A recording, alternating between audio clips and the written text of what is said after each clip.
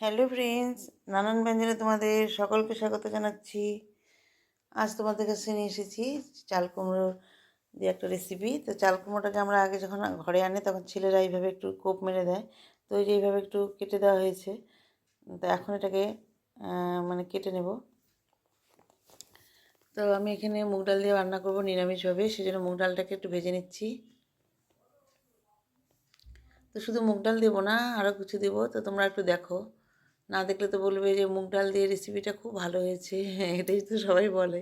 যাই হোক, একটু দেখো। হুম। তো এখন দেখো আমার মুগ ডালটা ভাজা হয়ে গেছে, একটু জল দিয়ে ভিজিয়ে রাখলাম। এখন আমি সরষের তেল দিয়ে এর মধ্যে আমি একটু ডালের বড়ি ভেজে নিচ্ছি। তো ডালের বড়িগুলো খুব ভালো, তো ওই জন্য ভেঙে গেছে, আমি আরেকটু বড়ি দিব। তো এখানে একটু কম কম লাগছে। তো এইটুকু উঠিয়ে নিয়ে এবার আমি আরেকটু বড়ি ভেজে নেব।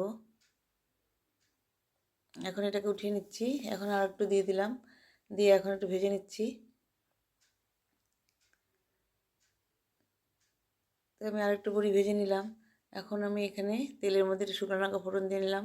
শুকনো লঙ্কার ফোড়নটা দিয়ে এখন আমি এর মধ্যে তেজপাতা ফোড়ন দিয়ে দিলাম। তেজপাতাটা দিয়ে এখন এর মধ্যে এলাচ আর দারচিনি দিয়ে দিলাম। দিয়ে তোমরা এখানে পাঁচফোড়নও দিতে পারো, জিরাও দিতে পারো। তো আমি মানে জিরা দিয়েছি, কিন্তু আমার তো বেশিরভাগ পাঁচফোড়ন দিয়ে ভালো লাগে। তো যে আমি জিরা ফোড়ন দিয়ে নিলাম, দিয়ে নিয়ে এখন আমি এটাকে ভেজে নিয়ে এখন এর মধ্যে চাল কুমড়োগুলো দিয়ে দিলাম। তো আমি এর মধ্যে টমেটো দেবো, তো আগে দিতে ভুলে গেলাম, তো এখন আমি একটু পরে টমেটো দিয়ে দেবো। তো যাই হোক, এখন আমি এর মধ্যে লবণ আর হলুদ দিয়ে দিলাম। লবণ হলুদ দিয়ে ভালো করে একটু তেলের সঙ্গে মিশিয়ে নিচ্ছি। এভাবে ভালো করে মিশিয়ে নিয়ে লবণ হলুদটাকে, তারপর আমি এটাকে একটু ঢেকে দেবো। তো এখন আমার একটু মেশানো হয়ে গেল।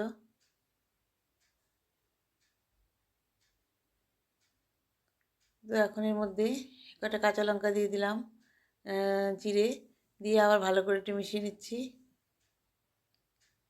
এভাবে ভালো করে মিশিয়ে নিয়ে তার একটু ঢেকে দিয়েছিলাম, এখন ঢাকনা উঠিয়ে দেখো আর একটু ভালো করে মিশিয়ে নিচ্ছি।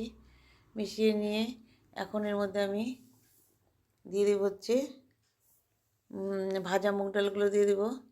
তখন ভাজা মুগ ডালগুলোকে দিয়ে দিলাম, একটু ভিজিয়ে রেখেছিলাম, তখন এটাকে দিয়ে দিচ্ছি, বাকিটুকুনো দিয়ে দেবো।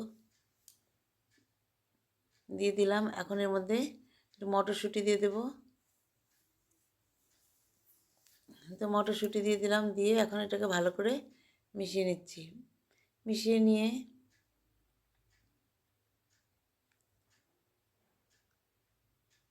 তো এখন এর মধ্যে একটু জিরের গুঁড়ো দিয়ে দেবো।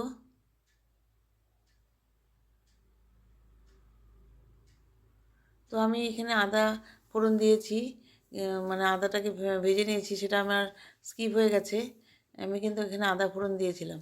তো এখন দেখো এখানে ভালো করে এইভাবে মিশিয়ে নিয়ে এখন এর মধ্যে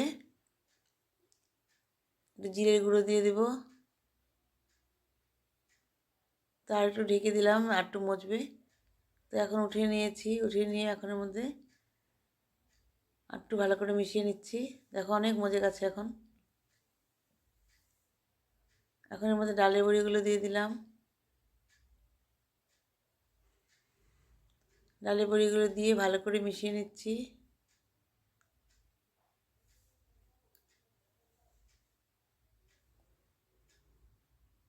তো এইভাবে মুগ ডাল দিয়ে চাল কুমড়ো রান্না করলে খেতে খুব ভীষণ ভালো লাগে। তো এখন এর মধ্যে যে দিয়ে জিরে গুঁড়ো দিয়ে দিচ্ছি, দিয়ে এখন ভালো করে মিশিয়ে নিব।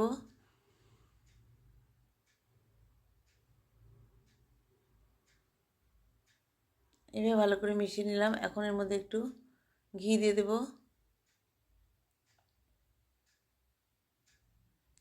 এখন এর মধ্যে ঘি দিয়ে দিলাম, ঘিটা দিয়ে ভালো করে মিশিয়ে নিলাম। মিশিয়ে নিয়ে এখানে এখন এর মধ্যে একটু ধনেপাতা কুচি দিয়ে দেব। এটা আমার টবের মধ্যে লাগানো ধনেপাতা, বিলাতি ধনেপাতা দিয়ে দেব। তো ঘি দিয়ে ভালো করে মিশিয়ে নিলাম। মিশিয়ে নিয়ে এখন এর মধ্যে একটু আমি চিনিও দিয়ে দেবো, একটু মিষ্টি দিয়ে দেবো। দিয়ে এখন এর মধ্যে ধনেপাতাটা দিয়ে দিলাম। ধনেপাতাটা দিয়ে এখন ভালো করে মিশিয়ে নিয়েছি। যেহেতু নিরামিষ, সেহেতু এটা চিনি না দিলে ভালো লাগে না, তো যে সামান্য একটু মিষ্টি চিনি দিয়ে দিলাম। দিয়ে ভালো করে মিশিয়ে নিয়ে এখন আমি এটাকে নামিয়ে নেব এবং উনানটাকে অফ করে দেবো। এখন আমি এটাকে সার্ভ করে দেবো। এভাবে আমার চাল কুমড়ো রান্নাটা হয়ে গেল বন্ধুরা। তো আমি এখন এটাকে সার্ভ করে দিচ্ছি। তো আমি এখন এটাকে সার্ভ করে দিলাম। তো বন্ধুরা, তোমরা যেন সবাই ভালো থাকো এবং সুস্থ থাকো এবং অবশ্যই আমার পাশে থেকো। এইভাবে আমার চাল কুমড়ো ঘন্টটা হয়ে গেল। নমস্কার।